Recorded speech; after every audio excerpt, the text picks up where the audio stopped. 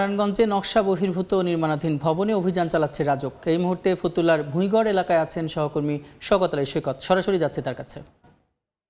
সৈকত,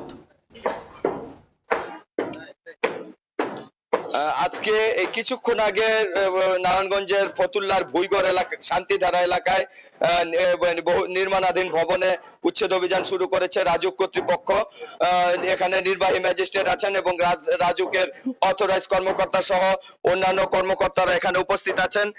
আমরা দেখতে পাচ্ছি এখানে মদিনা গার্ডেন সিটি নামে একটি নির্মাণাধীন 5 তলা ভবন ভেঙে ফেলার কাজ চলছে।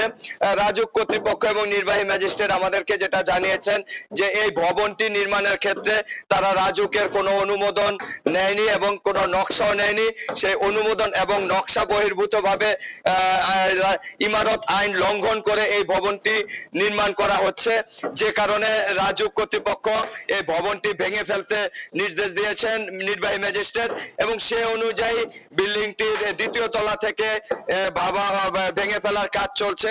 তো ইতিপূর্বে এই গত সপ্তাহেও রাজউক কর্তৃপক্ষ ফতুল্লার এই ভুঁইগড় এলাকায় অভিযান চালিয়ে 8-10টি নির্মাণাধীন ভবনের বিরুদ্ধে ব্যবস্থা নিয়েছিল।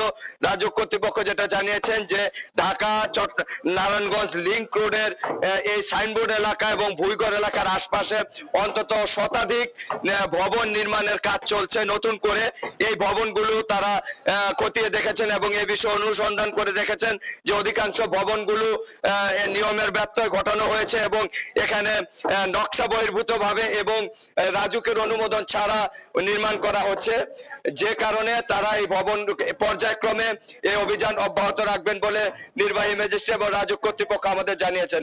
এই ছিল নারায়ণগঞ্জের ফতুল্লা শান্তিধারা এলাকায় নির্মাণাধীন ভবনে রাজউকের অভিযানের সবশেষ। সরাসরি যুক্ত ছিলাম নারায়ণগঞ্জে।